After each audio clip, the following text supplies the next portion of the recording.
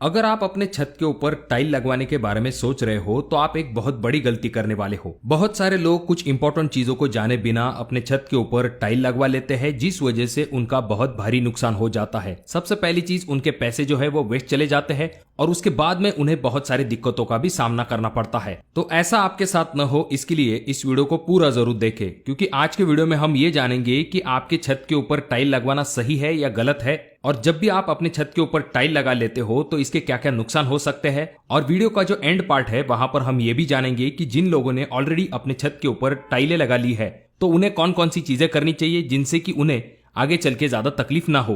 तो यहाँ पर सबसे पहला पॉइंट आ जाता है कि हम अपने छत के ऊपर टाइलें क्यों लगाते हैं। तो जैसे कि हम सब जानते हैं, जब हमारी छत कास्ट हो जाती है तो छत का जो कलर है वो ग्रीनिश ग्रे होता है।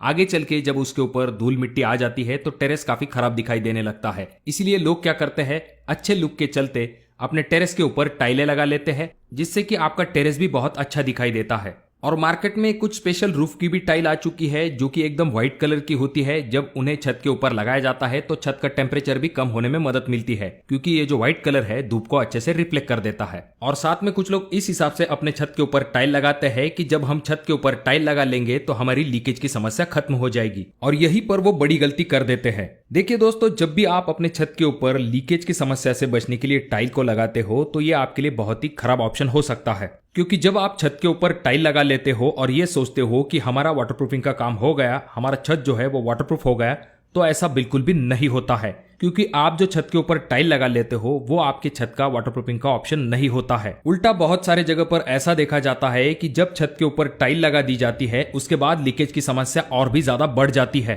यानी कि जितनी लीकेज पहले थी उससे भी ज्यादा लीकेज टाइल लगाने के बाद होना शुरू हो जाती है। अब ये लीकेज की समस्या और भी ज्यादा क्यों बढ़ जाती है, इसके पीछे कारण मैं आपको बताता हूँ। सबसे पहली चीज तो ये आ जाती है कि आपकी जो टाइल है उसके अंदर तो डायरेक्टली पानी नहीं जा सकता, पर आपके टाइल के जो जॉइंट्स होते हैं उनके गैप जो है वो धीरे धीरे करके खुल जाते हैं, क्योंकि धूप की वजह से और ठंड के मौसम में टाइल एक्सपांड और कॉन्ट्रैक्ट होती है, जिस वजह से जो टाइल जॉइंट्स है वो आगे चल के खुल जाते हैं।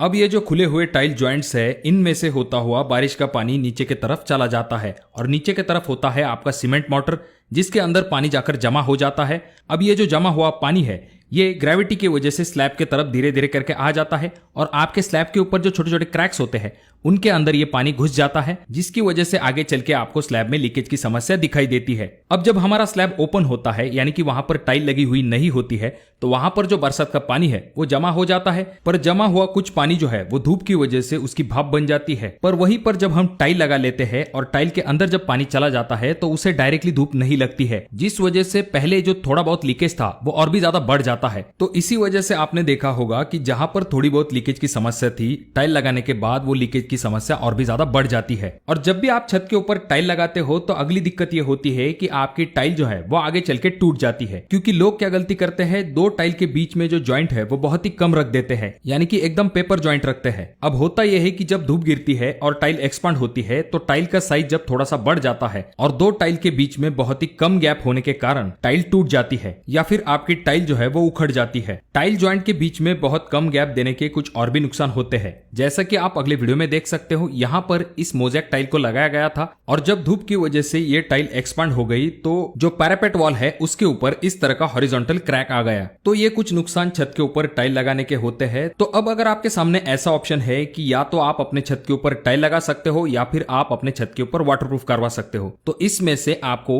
दूसरे ऑप्शन की तरफ जाना चाहिए, यानी कि आपको आपके छत के ऊपर वाटरप्रूफ करवाना चाहिए, भले ही आप अपने छत के ऊपर टाइल लगाओ या फिर ना लगाओ। तो दोस्तों, ये तो हो गई दिमाग की बात, पर दिल कह रहा है कि आपको आपके छत के ऊपर टाइल ही लगवानी है। तो ऐसे में आपको क्या करना चाहिए इसके बारे में हम जानते हैं। उसके बाद हम ये जानेंगे कि जिन लोगों ने अपने छत के ऊपर टाइल लगा ली है उन्हें कौन कौन सी चीजों की तरफ ध्यान देना चाहिए, जिससे कि आगे चल के लीकेज की समस्या ना हो। जब भी आप अपने छत के ऊपर टाइल लगवाने वाले हो तो आपको कुछ बातों की तरफ जरूर ध्यान देना चाहिए। उनमें से सबसे पहला पॉइंट आ जाता है कि आपको आपकी छत का पहले तो वाटरप्रूफ कर लेना है, उसके बाद जाकर आपको आपकी छत के ऊपर टाइल लगवा लेनी है। बहुत सारे लोग ये कहते हैं कि टाइल लगाने के बाद लीकेज की समस्या नहीं होती है, तो ऐसा बिल्कुल भी नहीं है।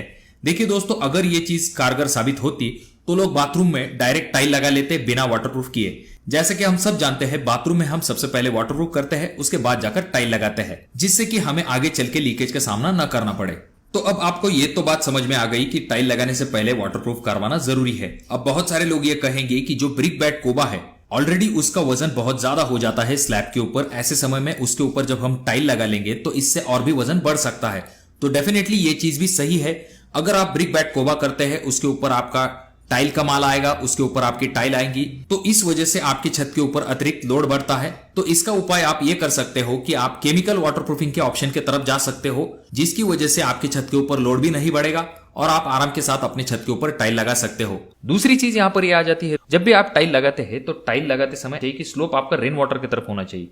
यह नहीं कि बीच में कहीं पर आपका पानी ठहर रहा है, जिस वजह से पानी नीचे जाने के चांसेस बहुत ज्यादा बढ़ जाते हैं। प्रोसीजर के एंड पॉइंट में अगर हम आते हैं, जो आपके टाइल जॉइंट्स होते हैं दोस्तों, उसके तरफ आपको खास करके ध्यान देना है। जब आप टाइल जॉइंट्स देते हैं तो उस दोनों टाइल के बीच में आपको थोड़ा सा अंतर रखना है, कम से कम 5 mm तक रखेंगे तो ये ठीक बात हो जाती है। पर अगर आप बहुत ज्यादा चिपका के उन टाइल को लगाते हैं तो ऐसे वक्त में एक्सपांशन की वजह से टाइल्स में क्रैक आ सकते हैं। तो इस चीज की तरफ आपको ध्यान देना है। उसके बाद में जो आपके टाइल जॉइंट्स होते हैं दोस्तों, उसको आप इपॉक्सी ग्राउट की मदद से आपको फिल कर देना है।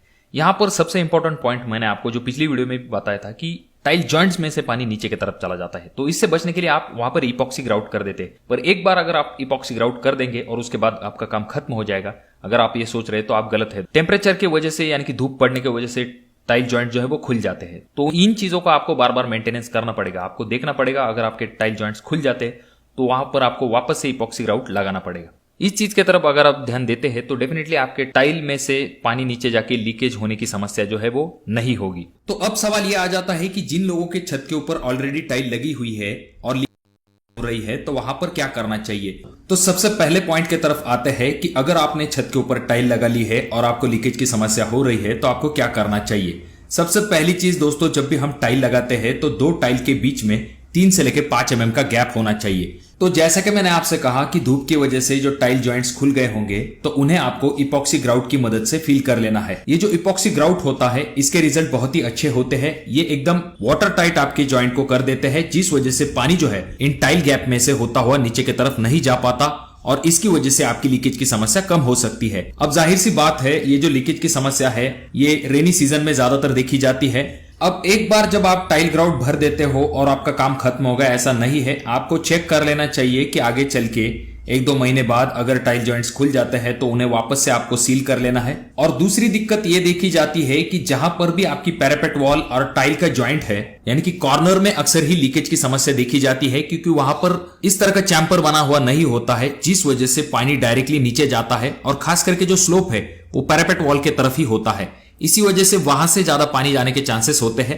और जब भी हम टाइल लगा लेते हैं तो एक जगह पे लीकेज होता है, दूसरी जगह से पानी नीचे की तरफ आता है। इस वजह से ये जल्दी पता नहीं चल पाता है कि आखिर लीकेज ऊपर से कहां से हो रहा है। अब अगली चीज जो कि आपको देख लेनी चाहिए, कभी कभी होता यह है कि प्रॉपर स्लोप न होने के कारण आपके जो टाइल है उनके ऊपर बीच में ही पानी जमा हो जाता है, जबकि पानी आपका रेन वाटर से होता हुआ नीचे की तरफ जाना चाहिए, प्रॉपर स्लोप होना चाहिए। अगर प्रॉपर स्लोप नहीं है, पानी एक जगह पर जमा हो जाता है तो वहां पर लीकेज की समस्या होती है। तो ऐसी जगह पर आपको टाइल निकाल के वापस से उसे क्लियर करना पड़ेगा। और अगर आपके छत के ऊपर कोई टाइल्स टूटी हुई है तो उन टूटी हुई टाइल को आपको बदलवाना पड़ेगा, क्योंकि ये टूटी हुई टाइल भी लीकेज का एक कारण बनती है। तो जैसा कि हमने जाना, अगर आपने छत के ऊपर टाइल लगाई है तो खास करके आपको जो टाइल जॉइंट्स है या फिर आपकी जो कॉर्नर में आने वाली टाइल है जो कि पैरापेट को चिपक के है, इन टाइल जॉइंट्स की तरफ आपको खास करके ध्यान देना चाहिए, जो कि एक सबसे मेन कारण होता है जिसकी वजह से लीकेज की समस्या होती है।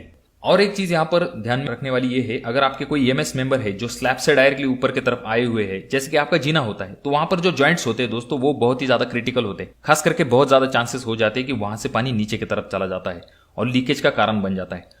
और टाइलिंग जब आप करते हैं तो आपका लीकेज आपको जल्दी समझ में नहीं आता कि वो कहां पर है, क्योंकि पानी एक तरफ से जाता है, लीकेज दूसरी तरफ से होता है। ऐसी जगह पे आपका लीकेज कंट्रोल करना बहुत ज्यादा मुश्किल हो जाता है। तो दोस्तों ये था आज का वीडियो। मैं आशा करता हूँ कि वीडियो आपको अच्छी लगी होगी। वीडियो अगर आपको अच्छी लगी हो तो जरूर इसे लाइक कर दीजिए। आपके कोई अनमोल सवाल या फिर सुझाव हो तो जरूर कमेंट कीजिए। और अभी तक आपने चैनल को सब्सक्राइब नहीं किया दोस्तों तो कैसे चलेगा, चैनल को जरूर सब्सक्राइब कर दीजिए। और ये वीडियो आपको बहुत ज्यादा ही अच्छी लगी हो तो अपने दोस्तों के साथ शेयर कर दीजिए। तो मैं मिलूंगा आपको अगली वीडियो में, तब तक के लिए धन्यवाद। जय हिंद।